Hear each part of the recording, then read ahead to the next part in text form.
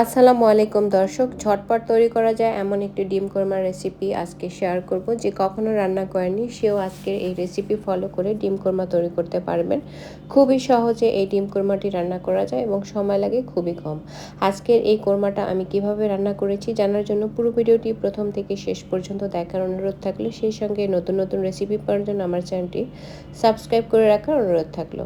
তো ডিম কোরমা তৈরি করার জন্য প্রথমেই আমি একটা প্যানে কিছু পেঁয়াজ কুচি দিয়ে দিচ্ছি। এটা দিয়ে আমি বেরেস্তা তৈরি করে নিব, যেটা আমি কোরমা রান্না করার জন্য ব্যবহার করব। আর বেরেস্তা তৈরি করার জন্য প্রথমেই তেলটাকে কিন্তু বেশ ভালো করে গরম করে নিতে হবে। তো আমার বেরেস্তা কিন্তু তৈরি করা হয়ে গেছে। এখন আমি তেল ঝরিয়ে তুলে নিব, আর তেলে থাকতে কিছুটা লালচে যখন হয়ে যাবে ওই পর্যায়ে তুলে নিতে হবে। ওই একই তেলের মধ্যে আমি ডিমগুলোকেও ভেজে নিব। আমি 4টা ডিম প্রথমে লবণ মাখিয়ে নিয়েছি, তারপরে বেশ ভালো করে লাল লাল করে ভেজে নিব। তো আমার ভাজা হয়ে গিয়েছে, আমি এবারে তুলে নিয়েছি। এই পর্যায়ে ওই একই তেলের মধ্যে আমি 1 চামচের মতো ঘি অ্যাড করে দিয়ে দিয়েছি পেঁয়াজ বাটা। আজকে বাটা পেঁয়াজ দিয়ে ডিম কোরমাটা রান্না করব। আর দিয়ে দিয়েছি পরিমাণ মতো আদা বাটা আর রসুন বাটা। আর দিয়েছি আমি বাদাম বাটা, আমি কাঠবাদাম ব্যবহার করেছি এখানে। আর দিয়ে দিব পরিমাণ মতো লবণ, দিয়েছি কিছু আস্ত গরম মশলা, তেজপাতা, লবঙ্গ এবং দারুচিনি ব্যবহার করেছি। এখন দিয়ে দিব পরিমাণ মতো জিরার গুঁড়া, পরিমাণ মতো ধনিয়ার গুঁড়া এবং আরও ব্যবহার করব আমি এখানে একটু লাল মরিচের গুঁড়ো। এতে করে কোরমার ভেতরে খুব সুন্দর একটি কালার আসবে। এখন সবগুলো মশলা একটু কষিয়ে নিব।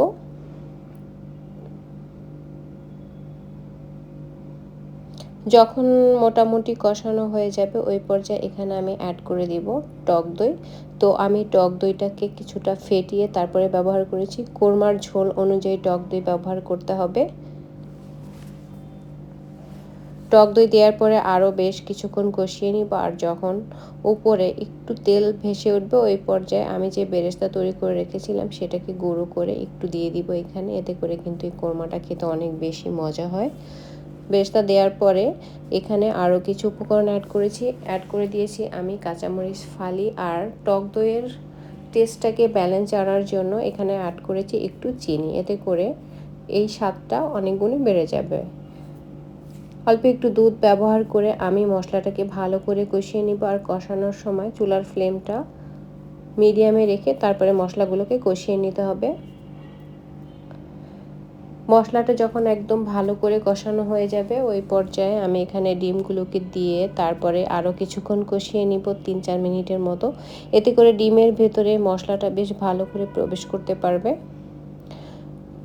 তারপরে আমি ঝোল দিয়ে দিয়েছি, আমি দুধ দিয়েছি। আমি জাল করে নেওয়া দুধটা এখানে ব্যবহার করেছি। চাইলে আপনারা কিন্তু কাঁচা দুধটাও ব্যবহার করতে পারেন। সাথে অ্যাড করেছি অল্প একটু গুঁড়ো দুধ। এতে করে স্বাদটা অনেক বেশি মজা হয়। এখন জাস্ট হাই ফ্লেমে রান্না করে নিব এই ঝোলটা একদম মাখা মাখা হয়ে আসা পর্যন্ত। আর অবশ্যই এখানে লবণ, চিনি সব কিছু স্বাদ চেক করতে ভুলবেন না। তো যখন মাখা মাখা হয়ে আসবে প্রায় ওই পর্যায়ে আরও কিছু পেঁয়াজ বেরেস্তা উপর থেকে ছড়িয়ে দিব। আর দিয়ে দিব একটু ঘি। আমি 1 টেবিল চামচের চেয়ে একটু অল্প করে ঘি এখানে অ্যাড করে দিয়েছি। এতে করে কোরমা থেকে দারুণ একটি ফ্লেভার আসবে। এখন জাস্ট 2 থেকে 3 মিনিটের মতো রান্না করে নামিয়ে পরিবেশন করলে কিন্তু হয়ে যাবে। তো আমার ডিম কোরমাটা কিন্তু পরিবেশনের জন্য একদম রেডি হয়ে গেছে। লুকটা দেখুন কতটা আকর্ষণীয় হয়েছে। এটা শুধু দেখতেই সুন্দর হয়েছে তা নয়, এটা কিন্তু খেতে অনেক বেশি মজা হয়েছে। আজকের এই ডিম কোরমা তৈরির সহজ রেসিপি যদি ভালো লাগে আমার চ্যানেলটি সাবস্ক্রাইব করে রাখবেন, পেজটি ফলো দিয়ে রাখবেন এবং লাইক, কমেন্ট, শেয়ার করে সঙ্গেই থাকবেন। সবাই অনেক ভালো